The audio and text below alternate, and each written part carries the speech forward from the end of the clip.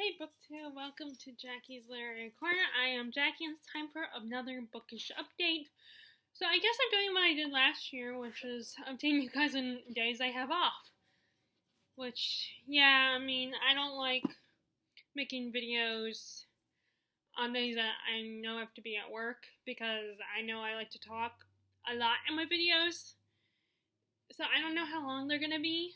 And I wouldn't have time to do other stuff, like maybe read a little bit, get lost on the internet, particularly on BookTube. So I try not to make them unless I'm off. But anyway, as you saw from my thumbnail, and that's what's called. I could not think of what that was called. Thumbnail.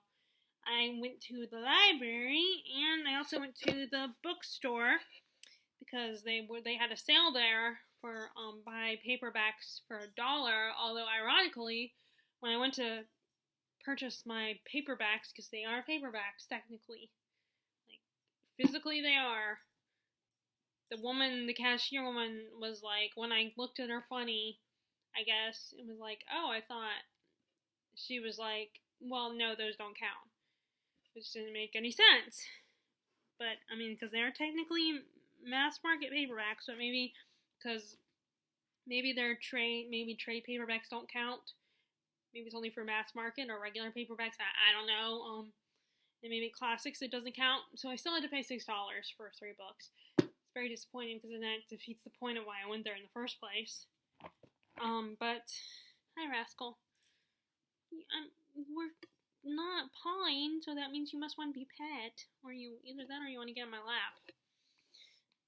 So first let's talk about my library book. So I'm still working my way through the Odyssey, which, okay, I don't want these to fall, so I'm going to move them over here.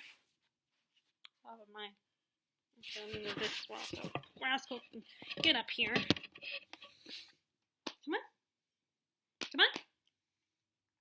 Come on. Come on, Rascal, up here. Okay, well, he'll get up when he wants to get up here.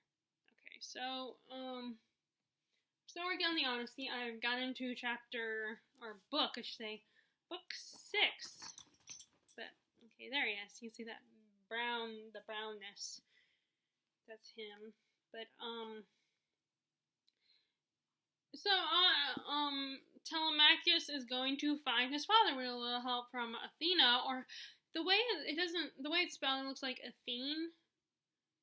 But I don't know if you still say it Athena or not. So I just say it Athene because it looks like Athene. With her help, he goes to she sends him to go to this guy Nestor, this dude Nestor, who tries to talk him out of this because he's like, this is dangerous. You don't know if your father is dead or alive, so it might be, it might not be worth it in the end. What if he turns out to be dead? Then you risk your life for nothing. But of course, it's his dad, so he's gonna, he's not gonna abandon his dad if he potentially might be alive. So he goes to talk to Menelaus, because Menelaus never met him. He only heard of him. And when Odysseus left, Telemachus was just a baby. So you can see how long this whole war and stuff spanned. So he's like, oh, I remember your dad. He was my best bud. He was awesome. Talk about how great he is. And then, of course, I think that Telemachus tells him who he is. And he's like, oh, I recognize you now. You act like him. You move like him. You look like him, kind of the response. And they're all, Menelaus and his wife Helen, because Helen has gone back to him at this point, is with him again. And Nestor's son and Telemachus are like reminiscing, they're all crying and stuff, which is so weird. Because that's why I need to get a visual of this, because it's weird when they say all these guys wept, all these people were weeping. I need to actually see the visual of it. Because I can't help but picturing all weird and silly and over the top. I need to see an actual visual of it, not just my imagination. And they're like all crying and stuff. He's talking about, Menelaus is telling about all his brother and all the other famous, and Achilles and all those guys, and how they all died apparently the gods were all punishing everybody, maybe because they didn't beat the Greeks or whatever. Although Helen is back with Menelaus, though. And they talk about how Menelaus' daughter is going to marry Achilles' son, his one son. Which, I remember in the Song of Achilles, I got to the point where Achilles is with that one woman, that one princess, and she had disguised him as a man, as a girl, so that, as one of her handmaids, so she could get away with keeping him here. And then she tells her dad that she's pregnant, so I'm wondering if that's this kid. Because I think most of those, they're exaggerating a little bit and expand on it a little bit so people get creative, but I don't know if that part is just being creative or not. I think that part could potentially be part of the story of Achilles. But either that or maybe they're expanding on that, the whole reference of him having a kid, having one son too. But anyway, and so we finally we get back with the gods, and Athena is once again asking her father to help Odysseus, and it turns out he's on the island, trapped on this island, as Calypso's boy toy. And Calypso, if you've seen the Pirates of the Caribbean, they reference Calypso in the second and the third movie of the original trilogy, not the new one. She's the sea goddess or whatever, although she's a nymph she's considered a nymph in this story. And I think those nymphs are gods too, or they're part god or something. And I think Circe was a nymph, which I guess are nymphs witches? I don't know, because they refer to Circe as a witch and a nymph. I think. I'm not 100% sure. It's been a while, and I did end up it's been a while, and I don't think I have the book anymore because even though I really loved it, I decided to donate it. So I don't know if I already donated it or not. Although I did see it at the bookstore. I don't know if that was my copy or not, or maybe someone else conveniently donated it, but that might be, or no, I might be thinking about the one I saw at the library. No, I think I'm just thinking about the one I saw at the library. But, anyway. So, where was it? Okay, so Odysseus is on the island with Calypso, and she's his boy toy now. And he's all depressed and stuff because he just wants to get home to his wife and son and everything. And she's and Zeus sends her, finally is okay, well, I'll go and have someone talk to Calypso. So he sends Hermes, the messenger god, and I think he's known as a trickster. I think that's what, I would have to look at, I can't remember his channel name, but there's a YouTube channel that I watch where he talks about all the myths and legends and the fairy tales and stuff like that, and he's done a series of videos that are on all the different gods, especially the ones that aren't as known, not as famous. But he did one on Hermes, and Hermes, I think he said Hermes was the trickster god, so to speak. He was kind of like Loki, I guess. And, so he goes to Calypso and talks to her and okay, I'm here from Zeus, and he says, you gotta let Odysseus go, and of course she kind of pitches a hissy fit. She's no, you're all hypocrites. It's when I take a lover, it's not cool, but when you male gods take lovers and play with the mortals, it's go for it, awesome, but with me, because I'm a goddess, it's not cool apparently. But she ends up letting him go anyway, and be okay, here's what you need to do. You need to take a raft, make this raft out of the trees on my island. Although, funnily enough, Odysseus does not. At first, he doesn't believe her. At first he thinks it's another trick, and that there's a catch to it or something. And really, I think the only catch is that Poseidon is still pissed off at him, still does not like Odysseus because he killed his son, which, yeah, I guess he can't blame him.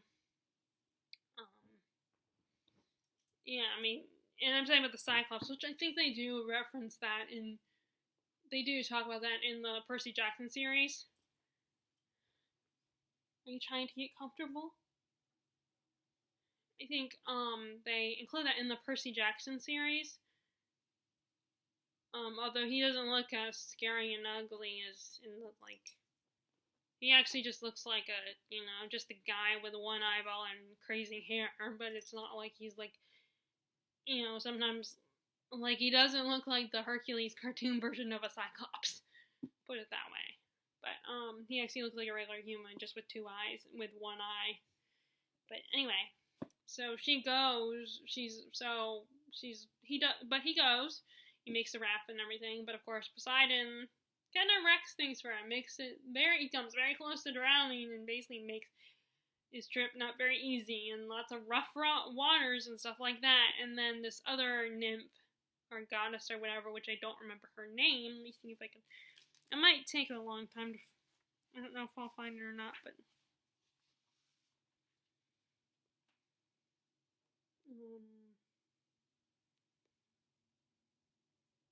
If what is her? Let me see if her name's around here somewhere.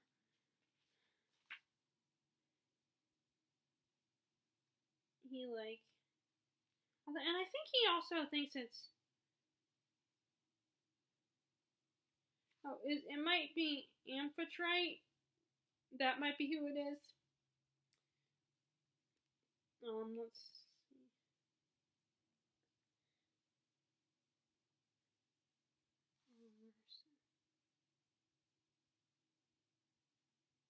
Oh no, I know. That's her name. I know. I mean, I don't know if that's the correct pronunciation, but I-N-O. She sees him and takes pity on him and offers to help him out. At first, he doesn't believe her and he thinks he's a trick, and he's determined to stay on the raft and not fall for her tricks. But then, and she was like, I'll help you out. If you take this veil, then if you wear my veil, then you will be protected. But, like I said, he doesn't believe her at first and is like, I'm determined to stay on this raft. I don't trust this woman. But Poseidon does not, again, Poseidon just makes things rough. This trip is rough for the guy. He probably comes close to drowning a couple times. And finally he falls into the water and he gives in and uses Aino's veil. And I think he ends up making it to another island. So he does survive. He ends up on another island. And that's how the chapter ends, I believe.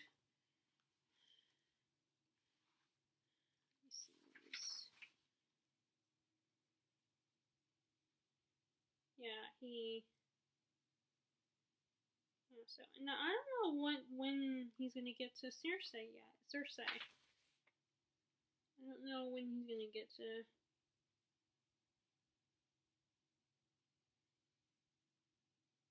So this is just another island, I believe. We haven't got to the book with where he's on the island with Circe, which is very.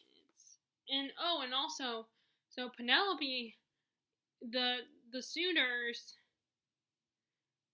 find out, they realize what's actually going on, in that Telemachus has gone to look for his father, and they're like, how dare you go look for your dad and see if he's alive or not. And this Rascal, you see him, you kind of see his face. Sweet boy.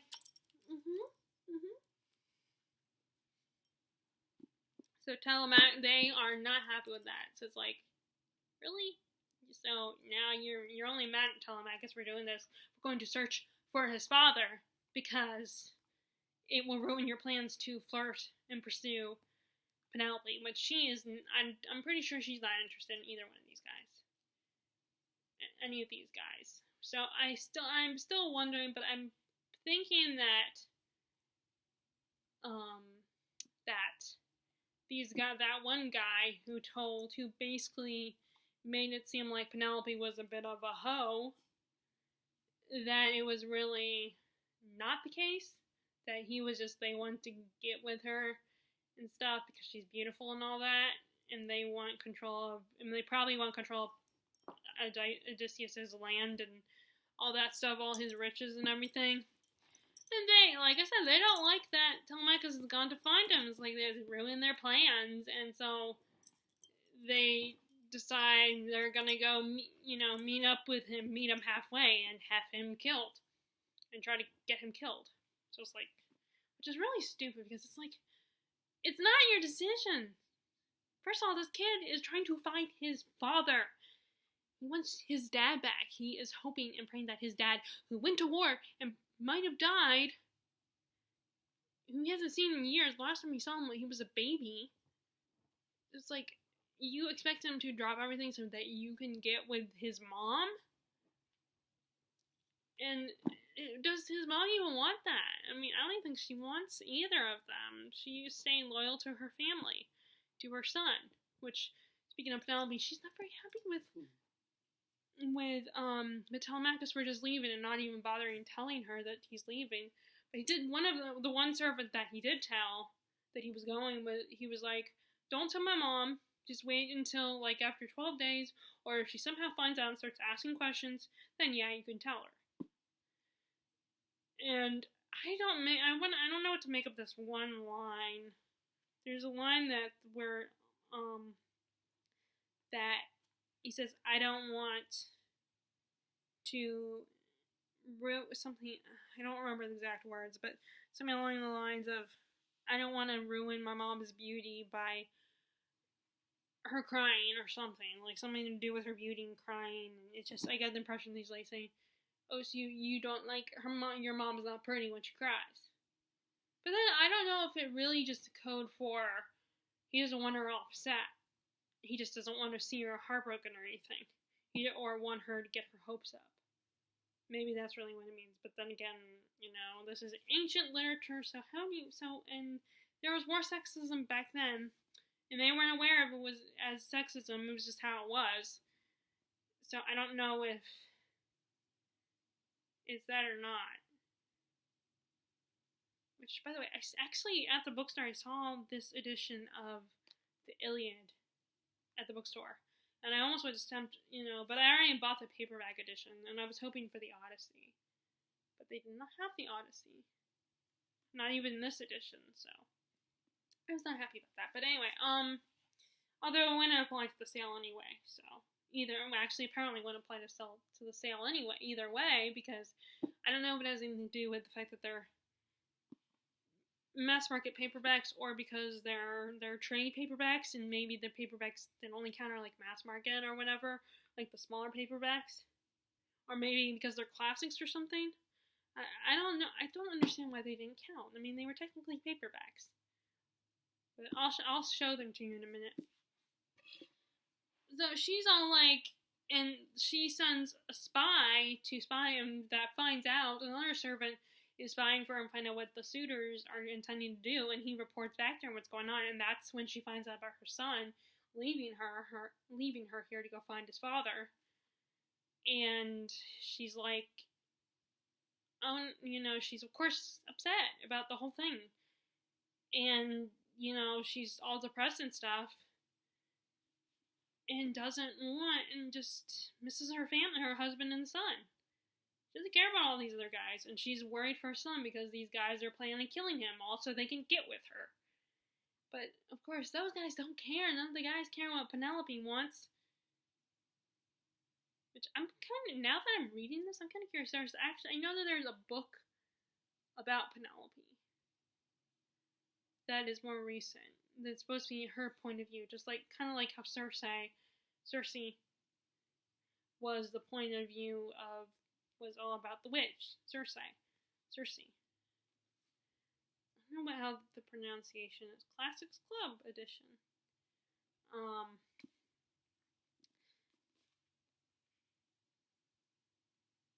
But anyway, I want to get this edition of the Odyssey. If I ever buy it, I want to get an edition that's like this one, or at least similar to that one. But so that's what's going on in the Odyssey. I'm trying to get it done. That's my priority. I ended up still getting 2 more books from the library. I was trying not to. Okay, so first is a more modern book. The Little Bride. That's why I couldn't find it, because it was called The Little Bride. I typed in Little Bird when I was looking for it on Google. I'll have to type this.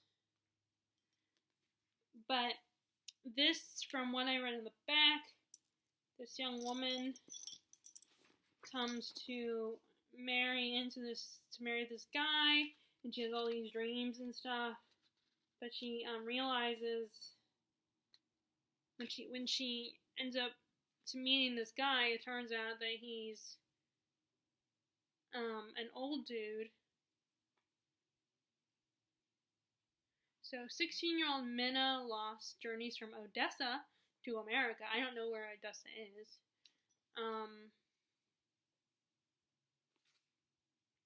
But she thinks she's gonna marry this handsome guy.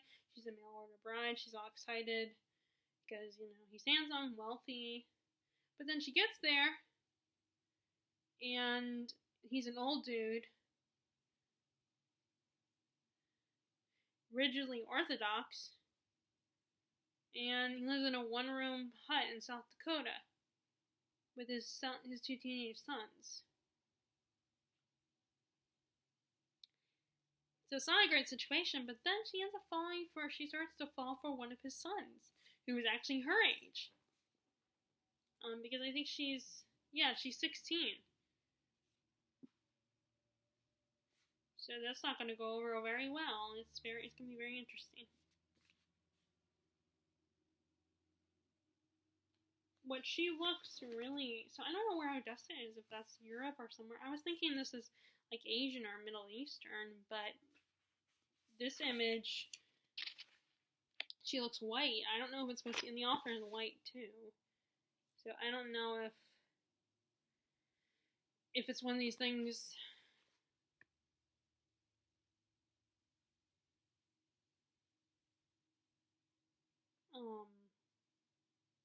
I guess she's Jewish.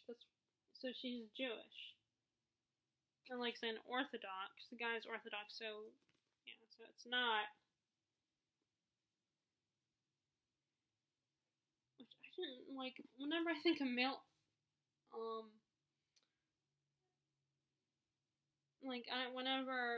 but anyway, so I got that. I thought that would be interesting. It was from the library anyway, so it was not a book I bought. And then I decided to get The House of the Seven Gables, which has to do is Nathaniel Hawthorne, the same guy who wrote The Scarlet Letter. So it's the same kind of setting, and I believe according to what it said either on Goodreads or the description is that it was written after The Scarlet Letter, so I'm guessing it's around the same time. I think it's around the same time, and I'm trying to remember what it said on Goodreads. Because, like I said, I looked up Goodreads to see because I didn't want to get too many books from the library.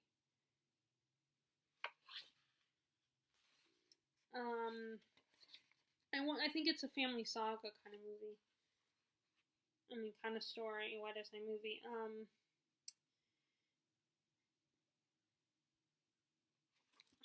don't know. It has to do with like a family saga and a house, and it has a lot of history, and I don't know. I actually don't remember what this one was about. What they said this one was about. But yeah, I figured I'll try Nathaniel Hawthorne. Now, as far as the books I bought, so okay, so I ended up buying 3 books. So first I got a classic, and I think this author is French. Jacques the Fatalist.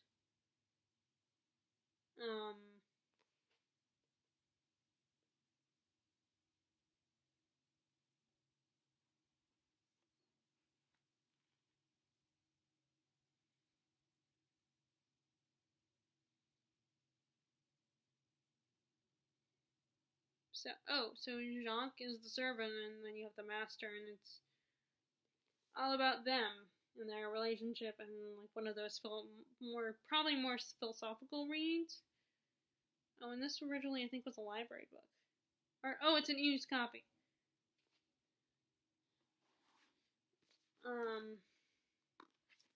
But the good news, unlike Pamela, it seems to be written like an actual book. I think there's an actual story, I think.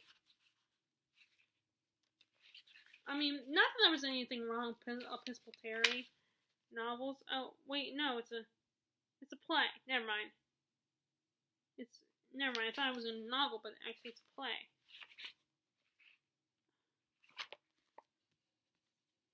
It's this one. Okay, so it's an actual play. Yeah, it's like an introduction even, which is fine. Oh wait, no, it's a play. So I don't know much about this, but it looks interesting. And if it's a play, it might be easier. That's this one. Like I said, I don't know much about it, but I mean, it was the used bookstore, and I thought it was going to be only $1. So I ended up buying it anyway because it was only $6, so it's not the end of the world. Well, $5 and some change. And then now this was one of those situations where I had got the books from the library, some of the books from the series, but then at the time I was not as interested. And like I said, I feel like sometimes the library puts pressure on me. Like I feel this pressure to check out books that, like from the library, that I know that I eventually have to return them, so it makes a little, unless I'm really excited to read them, which actually is ironic because I use most of the time I use the library because there's books that I want to check out. So I guess I have to be a little bit more interested in these books than anything before I get a book from the library. So it's going to be risky with both those books I got, but I only have 2, and then I'm reading one right now, which the other one. But this is The Hangman's Daughter, and then this is the first one, the original one that started it all. And then they didn't have any of the other ones, but they did have this one, the third book in it. But I do think I might be able to get away with reading them out of order. But then it could be like a situation where, yeah, you could potentially do that, but then at the same time, you don't want there's some continuity, and also, it would be more interesting to get the whole picture if you read them in order. So I wonder, it's because it says it's translated. So I wonder what, and the author is Oliver, I don't know how to say his last name, P-O, there's an accent symbol on the O, T-Z-S-H.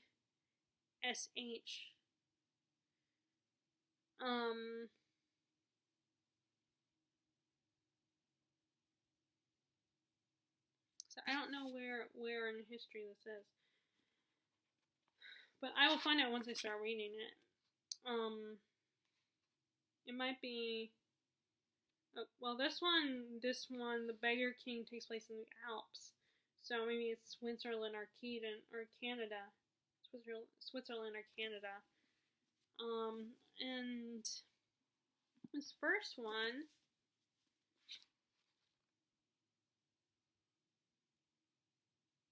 Bavarian.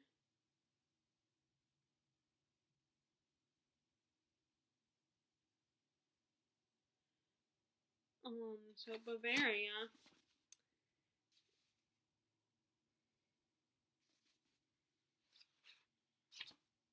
So I don't remember what it was.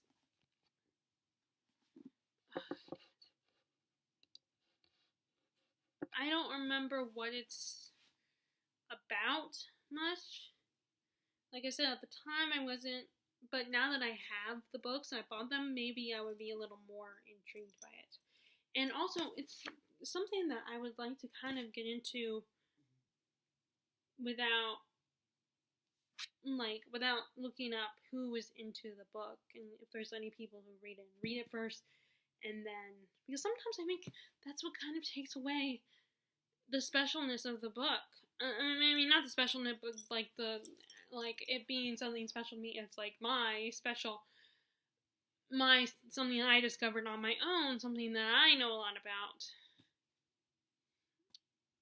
Like, something that I introduced. Now, my friends would probably say differently because my closest friends, like, as I said in the past, don't read as much as I do, and the same thing with my parents. Ignore the dog. So if I get into it now, choose to get into it on my own without looking up and seeing, maybe it won't be in the back of my mind that, oh, someone else stumbled upon this long before I did. I mean, obviously someone did, but, like, not people that I'm aware of, or I'm acquainted with, or friends with, or whatever. Like, something that it's my thing. Which maybe that comes off as selfish, or whatever, or weird. Selfish or weird, I don't know, but it's just, I want to discover things on my own. I don't want to, like, which, again, is ironic, because a lot of times I do get into something before, like, I discover something because someone else introduced me to it. So I just have a weird relationship with this, this kind of stuff. But anyway.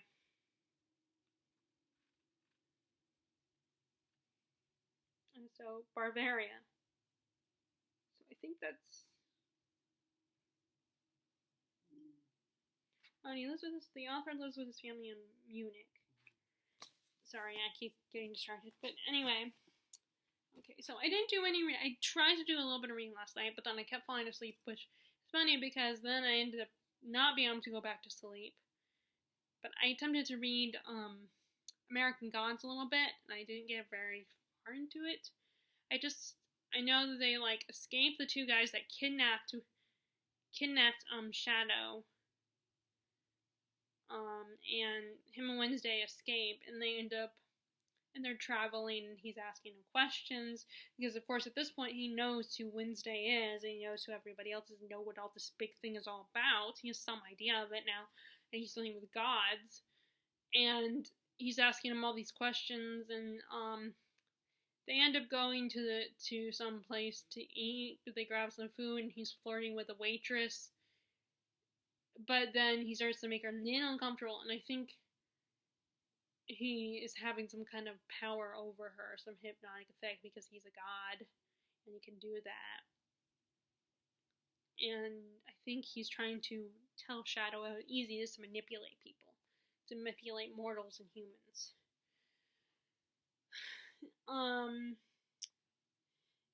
So I'm going to, let's see what else.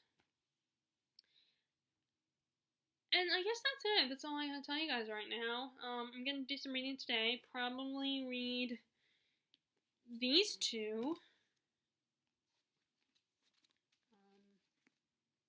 Read a little bit more of those. The Night Circus and The Eye of the World. Which I get so frustrated about, like, in fantasy books.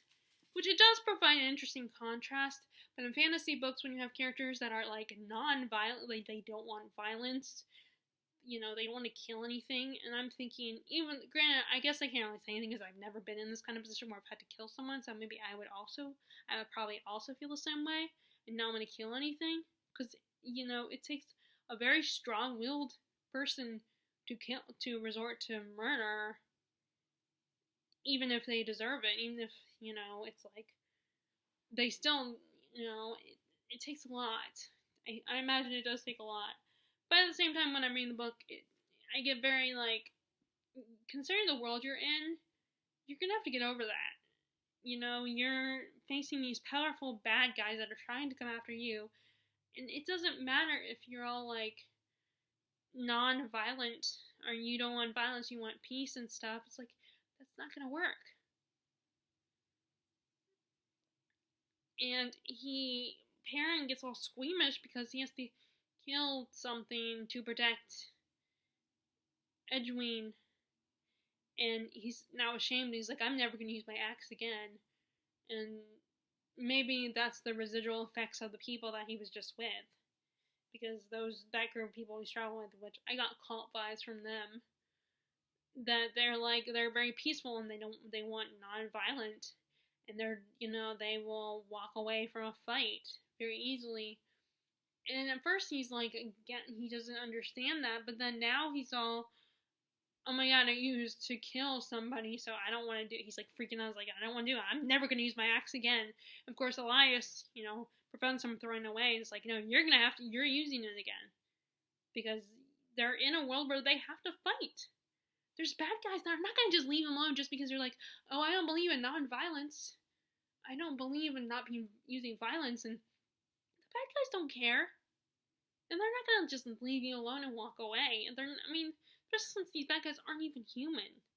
They can hurt you, they can cause even more damage than throwing a punch at you or spreading rumors about you. They will do a lot more damage. They can torture you and torture your loved ones. So it's like, considering the situation they're in, I don't think the whole non-violence thing is a good idea.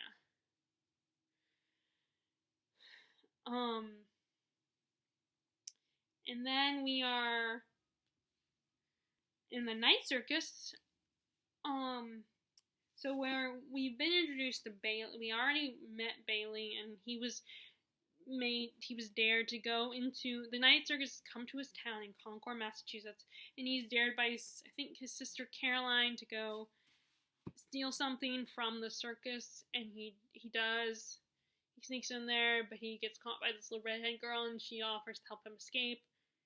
And he tells her, wait, can I use your glove? I was dared to break in here and steal something. And so she is nice, gives him her glove.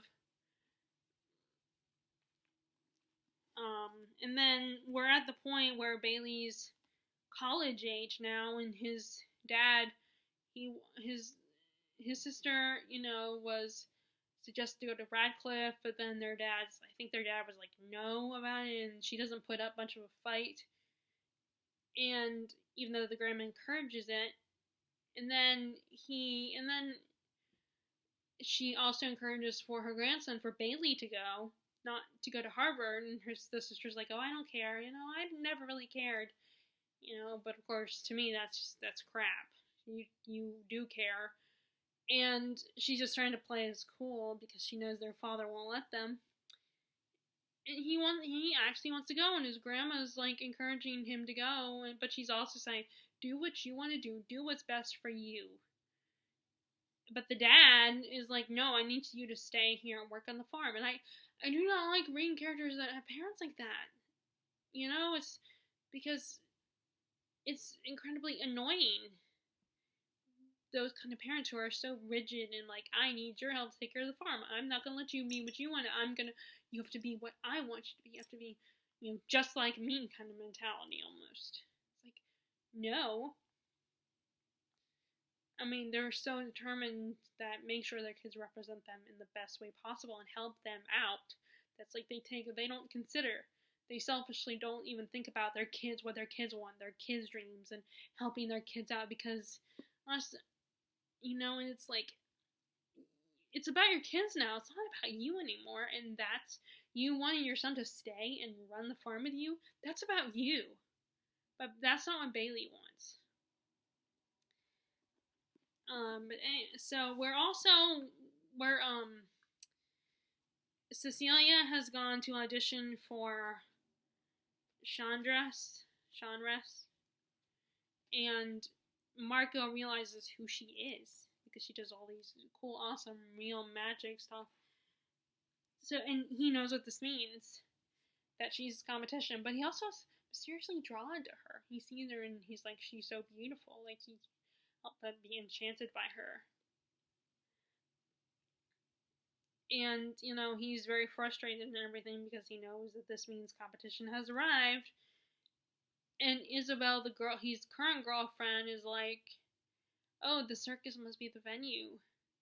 And she insists, because he can't go with them, he has to stay behind. So she's like, oh, send me to go, and I'll be the fortune teller for the traveling circus, and then you can, and I can report back to you.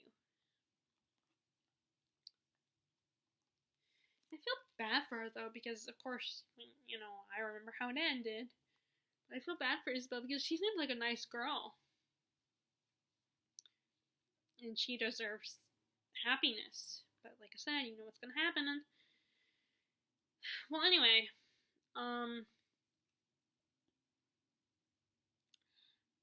so I guess that is all I'm going to say about my reading currently. I'm going to do some reading a little bit today because unfortunately this is my only day off, and then I get Saturday off, and then I'm taking a little bit of a vacation, which apparently is starting on Sunday, which I did not know. I was kind of surprised, but they gave me, I asked for some time off, and they gave me Sunday and Monday as well, or at least they didn't schedule me for those days. Now they could, like I said, they could ask me to come in, and my mom would probably tell me to go in. So I'll probably, if they do call me, I mean, I'm hoping they won't, but if they do call me, I'll probably go in on those days. If they do, I'm hoping that that's not the case. I mean, there's no holidays coming up, and those are not the busy days. Although last Sunday got pretty busy, but I think that's because, you know, double coupons and the beginning of the week combined with that. So, I mean, Sunday will always be the beginning of the week, but like I said, the whole double coupons thing. So anyway, that is what's going on, and if you guys like this video, be sure to give it a thumbs up, click subscribe if you haven't already, click the bell notification below to know when I upload and post more videos. I hope you're enjoying your reading, and I will talk to you all later. Alright, bye!